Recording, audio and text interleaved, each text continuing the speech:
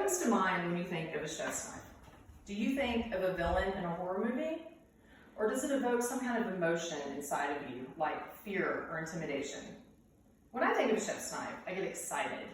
I scroll through the Rolodex of recipes in my mind, or I think about the food items I have on hand and what spectacular things I can make with them. The humble chef knife, according to Ken J. Lopez Alt, author of The Food Lab, is the one knife you're going to be using for 95% of your cutting needs. I've been cooking in my home for over 20 years. I've been cooking in a kitchen for a living for over 10 years. And my primary cutting needs are carried out by a chef's knife. Now, a chef's knife can range in price from $5 to $10 all the way up to several hundreds of dollars. According to ScrewSeats.com, a standard chef's knife can range from 8 to 12 inches. It has a triangular blade with a slight curvature, which allows the user to rock the blade back and forth when chopping. There's two main parts of a chef's knife: the blade and the handle. You have your tip, your cutting edge, your heel, the bolster, the tang, and the spine. The tip of the knife is used more for precision cutting, and then your blade does the majority of your chopping. The heel and the bolster separate the blade from the handle of the knife. The tang of the knife, in a well-made knife, extends all the way to the butt of the knife. This keeps your knife from breaking in two.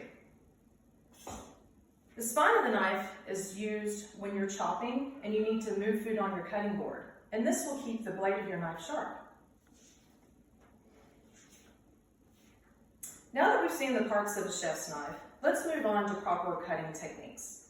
The culinary cook explains proper cutting techniques. One is uniformity. Larger pieces take longer to cook than smaller pieces. Second reason is aesthetics. Uniform cuts look more professional and they're more visually appealing. People eat with their eyes, so you want to make it look appealing or they're not going to want to eat it. Lastly, I'm going to describe 3 different cuts that you can use a chef's knife with. Number 1 is a squaring off cut. I've taken this carrot and I've cut each side flat. And that's made a squared food item. Now you can take that squared off piece and do a julienne cut. And this is like a matchstick cut. You'll just keep cutting the squared off food item and make smaller pieces.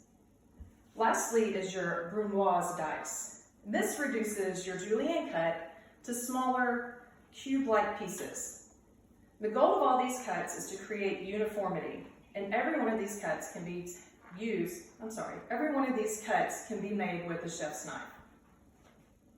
Now let's go over what we've discussed. There's 2 main parts of a knife: the handle and the blade. The tang of a good knife should extend all the way to the butt of a knife. This keeps it from breaking in half. We went over 3 basic cuts: the squaring off, the julienne, and the brunoise dice. All of these build off each other and can be used, you use a chef's knife to make these cuts. Working with these cutting techniques can bring your cooking game up, and you will be rewarded with confidence in the kitchen and bragging rights to your friends and family as you wield your chef's knife. Even Michael Myers himself could not help but make a killer meal with the chef's knife. Thank you.